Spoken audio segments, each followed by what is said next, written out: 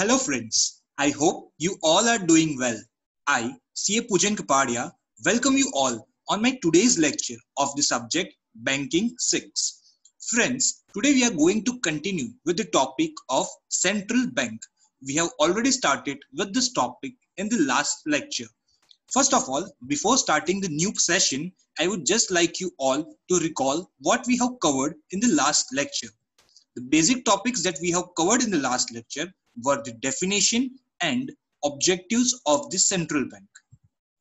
The first slide that we did was the meaning of central bank. The question was, what is central bank? We have divided this entire meaning into different parts. First of all, central bank is an institution which manages basically three things. First is currency of a particular country. Second is money supply. I have explained you this point in detail. Money supply is basically the flow of money or the currency in an economy at a particular point of time. And the third and the most important thing which it manages is rate of interest. So basically, central bank is an institution which is managing the currency, the money supply, and the interest rate of what? Of a state. State here means any particular country or a formal monetary union. And it is also overseeing one important thing. What is it? It is the commercial banking system. It is the entire banking system which prevails in an economy, in a country. Second point, readers, it has the apex position in the banking system. I have explained you the meaning of this word, apex position. Apex means the supreme position. Who is at the top in the banking system of any country? Answer is central bank. Third point was, it is responsible for financial and economic stability of a country. So this is basically what we have seen in the meaning of a central bank. I have also let you know, friends, that if a question comes for 2 marks, what is central bank? This is the entire slide that you need to write as an answer. Below over here, I have mentioned 5 different functions of central bank, which I have dealt with. Again, we are going to do the same thing in the next chapter. So I am not taking it once again. Moving ahead to the definition. The first definition was the central bank is the bank that controls credit. So the important word over here was controls credit. The definition was given by W.A. Shaw. The second definition was given by Samuelson. He defined the central bank as bank of bankers. I explained you what is a bank of bankers basically. For example, I was having my account with SBI or BOB. But they too also require their bank account with some bank. Who is going to come at the rescue? Answer is RBI, that is the central bank. So basically, central bank is a bank of bankers. Let's move to the next part that we have covered. Objective of Reserve Bank of India as per preamble to RBI Act 1934. Here I let you know 3 points. First was RBI Act was passed in the year 1934. Second, RBI was incorporated in the year 1935. And the third point was RBI was nationalized in the year 1949. Friends, please remember all these 3 years. Any question can come from this in your examinations. Now we are going to study what is the basic objective. There are 3 important points I have highlighted over here.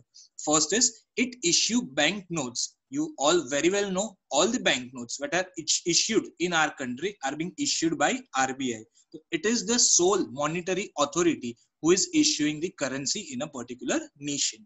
Second is keeping of reserves. I have explained you 2 kinds of reserves. First was cash reserve ratio and second was statutory liquidity reserve. Banks are supposed to keep certain percentage with the central bank. So the central bank is the one who need to keep the reserves of the different banks along with them. And third and the most important part is to ensure monetary stability. That is to see that the flow of money in an economy would not be less, should not be more. It should be actually always as it is needed in a particular nation. So this was nothing. This was the objective as per the preamble to the RBI Act. Moving ahead, there were 3 different points that we had learned. First was Imperial Bank of India. I have explained you it was set up in the year 1921 by amalgamating 3 presidency banks. So the basic purpose over here was when the RBI was incorporated, answer is 1935. So before the incorporation of RBI, Who was taking care of the task of banker to government and bankers bank? Answer is Imperial Bank of India. So basically what we are supposed to remember over here is Imperial Bank of India was established in the year 1921 by amalgamating three presidency banks. It was taking the charge of a central bank before Reserve Bank of India came into action. Second question that could be asked was Bank of England. It was the first central bank to be set up in the entire world. So if the question comes, which is the first central bank in the world, answer would be Bank of England, when it was incorporated in the year 1694. The third part that I made you explain was IBRD and IMF. It stands for International Bank for Reconstruction and Development and International Monetary Fund. These two are the basic sources, the international bodies which are controlling all the central banks across the globe. So in this slide, we have basically dealt with three important questions, short questions: Imperial Bank of India, Bank of England, and IBRD and IMF. The next part was purpose or objectives of Central Bank of India. I have basically covered 15 points that what is the basic purpose. Why do we need a central bank in a particular nation? I hope I was clear with this entire explanation in the last video. So this was what we have already covered in the last lecture. After which you have given Test Your Knowledge series 5 MCQs. I hope you have all done it correctly. Now moving to the today's topic. The name of the topic is Origin and Growth of Central Bank in India. We are basically going to study how the central bank came into force in our own country. Yes, how central bank came into effect in India. So we are going to actually deal with the subject that you used to study in social studies. Yes, history. We are going to study the history of central banking in India. First point I have written in the format of years so that you can easily remember events as per the years that are mentioned on the left hand side of the screen. First of all was 1926. What happened in 1926? The Royal Commission on Indian Currency and Finance. It may be difficult to remember the names, but since it's the history, so you need to remember the same. In 1926, the Royal Commission on Indian Currency and Finance recommended the creation of Central Bank for India. So when was the first recommendation given to establish Central Bank in India? It was in the year 1926. Who gave this recommendation? It was Royal Commission on Indian Currency and Finance. Then in 1927, a bill to give effect to the above recommendation was introduced in Legislative Assembly. You all know that if we want to pass any new thing in our country, it need to be sanctioned from the Legislative Assembly. So the recommendation was given in the year 1926. A bill to give effect to this recommendation was passed in Legislative Assembly in the year 1927. But due to certain reasons, it was later withdrawn due to lack of agreement among various sections of the people. All the people were not agreeing on this particular part, as a result of which this bill was withdrawn from the Legislative Assembly. So till now, we have covered 2 years. In the year 1926, the recommendation to create central bank was given. In the year 1927, the bill was passed, but it was later withdrawn. Then again, after 6 years, that is in the year 1933, the white paper on Indian constitutional reforms. Again, I'm repeating the word, the white paper on Indian constitutional reforms recommended the creation of Reserve Bank. So the first recommendation was given in the year 1926, but it was given by Royal Commission on Indian Currency and Finance. The second recommendation was again given in 1933. This recommendation is given by White Paper on Indian Constitutional Reforms. They recommended the creation of Reserve Bank.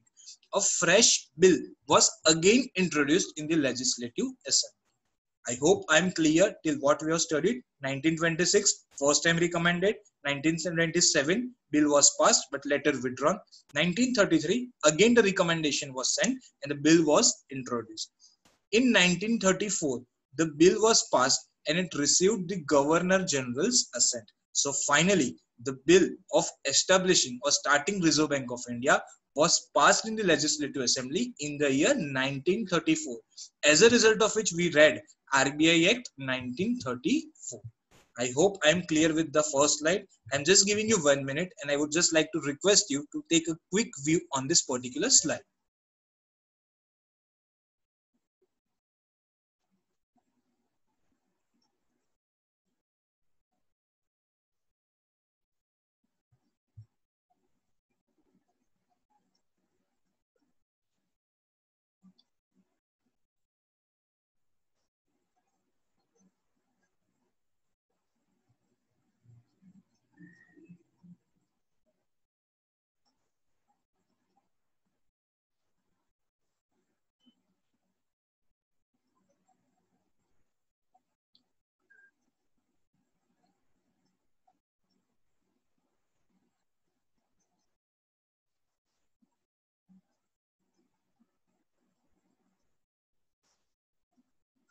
Well, friends, I hope you have taken a quick overview on this particular slide.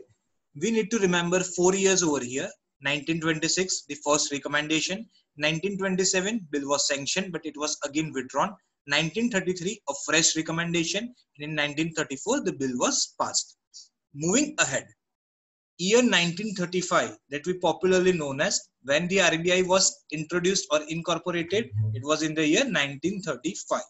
The Reserve Bank commenced operations as India's central bank on April 1 as a private shareholders bank with a paid up capital of rupees 5 crores. So here we need to remember two important points. First is it was 1st April 1935 when RBI commenced its operation as the Central Bank of India.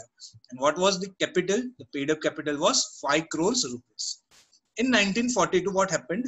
RBI ceased, it stopped to be the currency issuing authority of Burma, that is now known as Myanmar. It stopped the currency issuing authority of Burma or Myanmar in the year 1942. In 1947, it stopped acting as a banker to government of Burma. So in 1942, both the events are for Burma, that is Myanmar only. But in 1942, it stopped to be the currency issuing authority. In 1947, it stopped to be the banker to the government. In 1948, it stopped rendering central banking service to Pakistan. You all know we were together till 1947, but after 1947, that is in the year 1948, RBI stopped rendering central banking services to Pakistan. And 1949, as we all know, Government of India nationalized the Reserve Bank under the Reserve Bank Transfer of Public Ownership Act 1948. So just to sum up the entire slide, I can say 1935, 1st April, RBI took its charge as a Central Bank of India with a paid up share capital of 5 crores rupees. In 1942, it ceased, it stopped to be the currency issuing authority of Burma. In 1947, it stopped to be the banker to the government of Burma. In 1948, it stopped rendering central banking services to Pakistan. So two events of Burma, 42 and 47, one event with Pakistan in the year 1948. And last is in 1949, RBI was nationalized.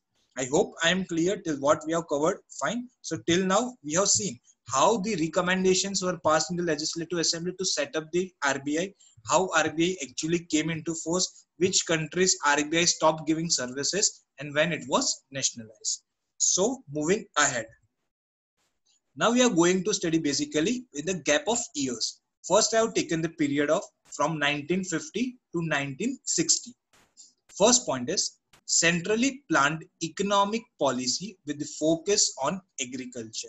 What RBI did? It basically planned economic policy with focus on agriculture. You all know agriculture has always been the primary sector for the economic development of our country. So it RBI and government felt the need to give more and more boost to this particular sector, as a result of which the economic policy with a total focus on agriculture was planned in this particular phase.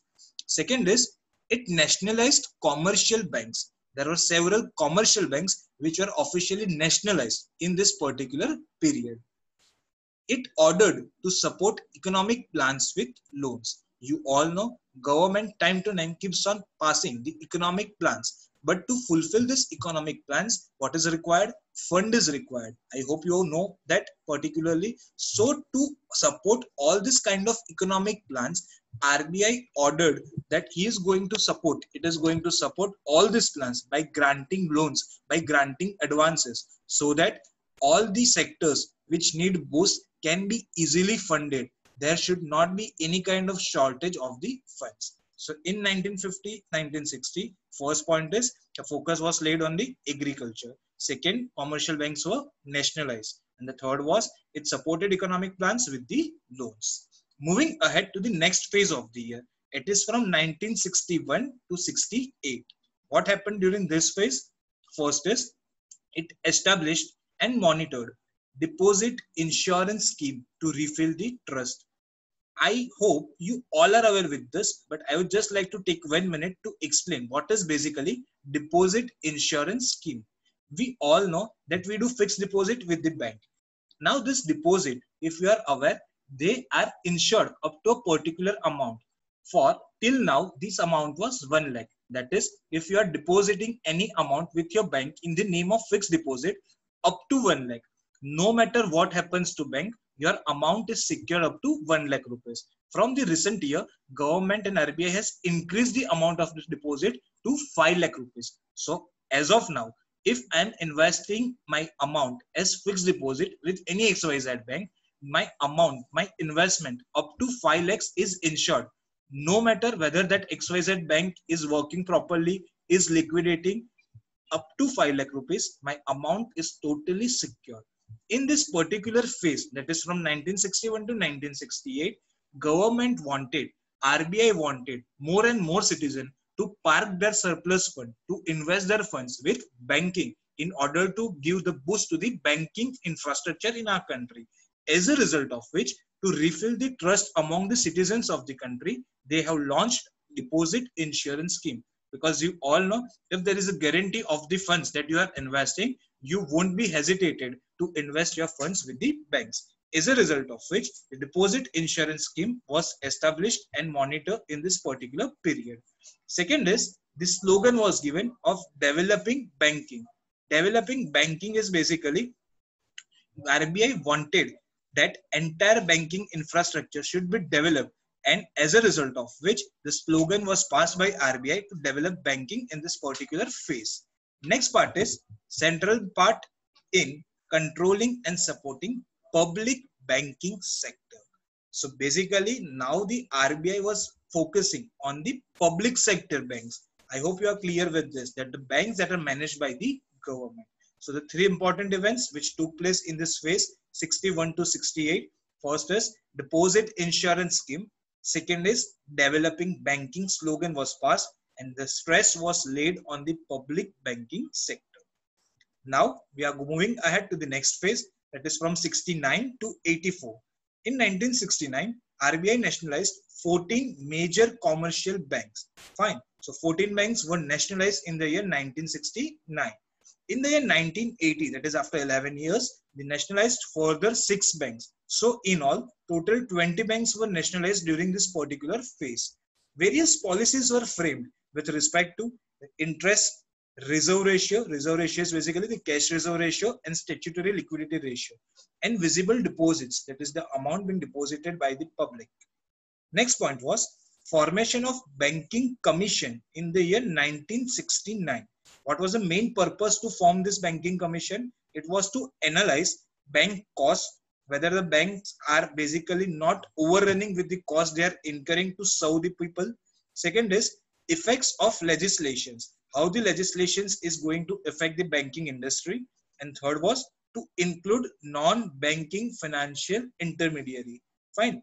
What government or RBI was stressing down was they don't wanted entire banking system. They wanted the addition of certain financial intermediaries who are not basically designated as a bank, but they can play an important role in giving or adding momentum to the current banking system. Fine. As a result of which, the banking commission was set up with these 3 major motives. First was to analyze the bank cost. Second was to study the effect of legislations. And third was to include non-banking financial intermediaries. Intermediaries are basically the middlemen who are facilitating between the investors or the public and the banks.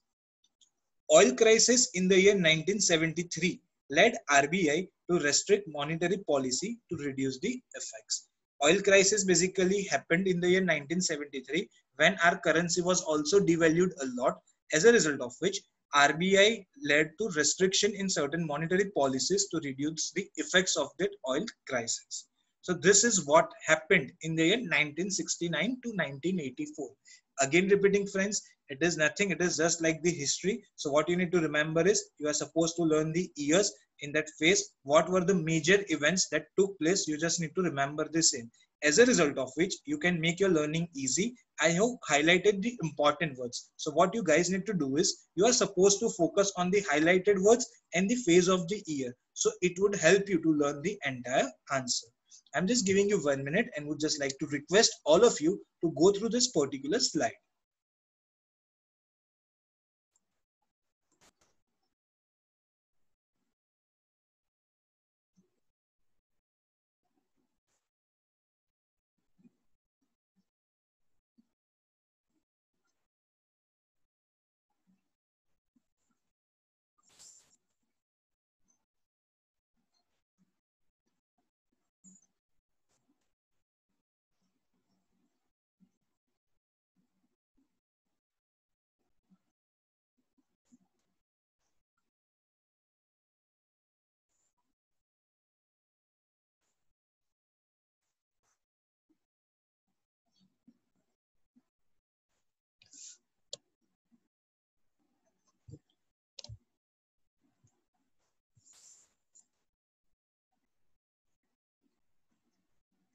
Well, friends, I hope you have gone through this particular slide and you are clear with the entire points which are mentioned over here. Moving ahead to the next part, 1985 to 1990. What happened in this era? First point is Indian economy was analyzed by many committees affecting RBI. So Indian economy became a center of attraction. It was being analyzed by various committees of RBI. DFHI, which stands for Discount and Finance House of India. It was established to undertake the operations in the monetary market. So we have started with DFHI. You need to remember its name and the full form. Next is National Housing Bank was also introduced to investments in property market. So basically the three important points took place in the year 1985 to 1990. First was our economy was being analyzed by the various committees of RBI. Second, DFHI was started to take care of the monetary market, and National Housing Bank was established to take care of the investments in the property market. Then came the important phase of LPG. I hope you all are clear with that. Liberalization, privatization and globalization. The year was 1991. So now we are going to talk about the year 1991 to 1999. The first point that I have written over here is currency lost 18% of its value relative to US dollar. You all know our currencies are globally traded. For example, we all know that $1 is presently like 70 to 73 rupees. Fine. So our currency lost its own value by 18% in this particular period. So it is a big shock for an Indian economy. So immediate steps were required to be taken in order to save our economy from a big depression. Second point I have written over here is temporary reduction in the reserve ratio and statutory liquidity ratio. You all know that commercial banks need to maintain certain ratio, certain reserves with Reserve Bank of India. But what he declared that he said that there should be a reduction in this reserve ratio, as a result of which more funds will be available with the bank so that they could infuse more fund in the economy, as a result of which our economy can gain momentum. So the first point is currency lost its value by 18% relative to US dollars. Second is the reserve requirements was bit liberalized. The percentage was reduced in order to increase the money supply in an economy. Third point is 1993, the most important reform according to me, establishment of private banking sector. So the privatization was introduced in the banking sector in the year 1993. Next point is central bank deregulated bank interest, property and trust market. certain regulations that were imposed by the central bank on all these points, that is interest rates, properties and trust markets. Central bank decided to deregulate the same and form independent authorities who would be looking after the same. So the burden of central bank, I can say, was being bit reduced from this particular points, as a result of which they can leave more focus on the banking infrastructure of the country. And the last point in this phase is Bharatiya Reserve Bank Note Mudran Private Limited.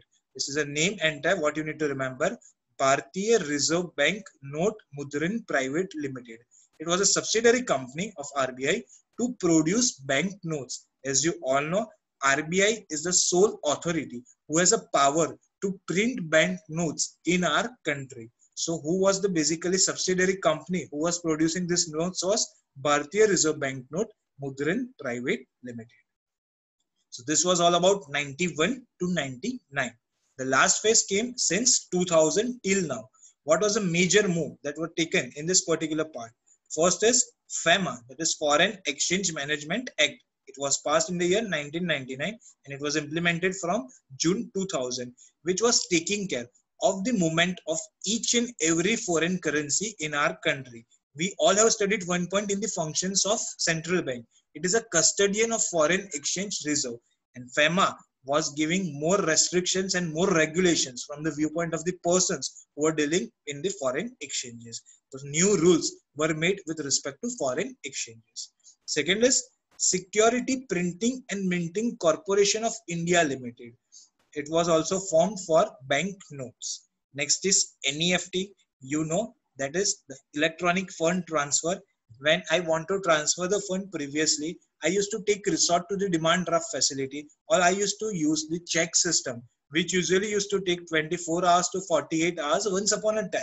But now we all are handy with NEFT for the electronic fund transfer. This system has proved to be a boon in our own market, because the dealing of the currency, the transfer of fund has become so speedy and so easy, as a result of which the fund blockage and the requirement of payment has been eased. So it has facilitated definitely the trade in our country. There are many other points also you can relate, like digitalization of the entire banking system. Nowadays, most of us must be using mobile banking. Introduction of the payment banks, fine. So all these reforms, IMPS, that is immediate fund transfer, all these things have been launched by RBI. So we can say RBI, that is the Reserve Bank of India, is upgrading itself in order to provide banking facility in the most efficient manner to each and every citizen of our country. And the last point I have written over here is MPC, which stands for Monetary Policy Committee, which was established in the year 2016.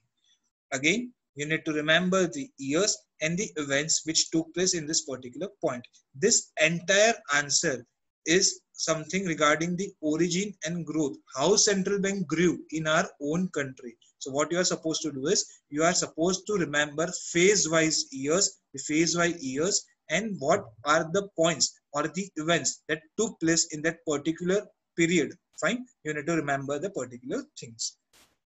Moving to the last slide for the day, I have written something that could be helpful in the short questions. The first heading reads Governors of RBI. You all know the supreme authority, the chairperson of RBI is known as the governor. From incorporation, that was in the year 1935 till date, that is as of now in 2020, there have been in total 25 governors. So if someone asks that totally how many governors have been there since 1935 till now, answer is 25 governors. First point is the first governor. So who was the first governor of RBI? His name was Sir Osborne Smith. So it is just for your information, and if asked for short question, you can easily answer the same. Sir Osborne Smith was the first governor of RBI. He took his charge in the year 1935. Who is the present governor of RBI? Shri Shaktikanta Das. This is the most important name, and I hope as a banking specialization student, all of you should have his name on your mouth. So who is the present governor of RBI? Shri Shaktikanta Das. So this is some information regarding the governors of RBI. Moving ahead to important data to remember. When demonetization took place, you all might be aware about the same. It was 8th November 2016. Fine. So the date of demonetization of notes of denominations of 500 and 1000 was then on 8th November 2016. Now there are certain ratios or the rate that you need to remember. All the data is as of 22nd May 2020. That is latest data till the preparation of this lecture. Repo rate in our country is 4%. Reverse repo rate is 3.35%. Cash reserve ratio is 3% and statutory liquidity ratio is 18%. So this is the information that you are supposed to remember, which may come to you as a form of short questions in your examinations. Friends, now just to give you a disclaimer that I haven't given you in the previous lectures, there is no particular books that are going to be available for this subject.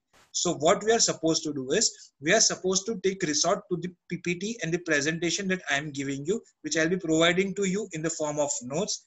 Moreover, you are supposed to have certain general knowledge regarding the topics that we are going to cover in our syllabus. So it is not like that whatsoever topics we are covering PPT are sufficient enough. They are but naturally sufficient enough so that you can easily appear in your examinations. But as a banking specialization student, we as a professor and an institute expect you guys to have certain general knowledge, the events that are taking place in the banking industry on day-to-day basis. With this, I would like to end my today's lecture. I thank you all for your patient listening and hope to see you soon in my next lecture. Thank you, friends.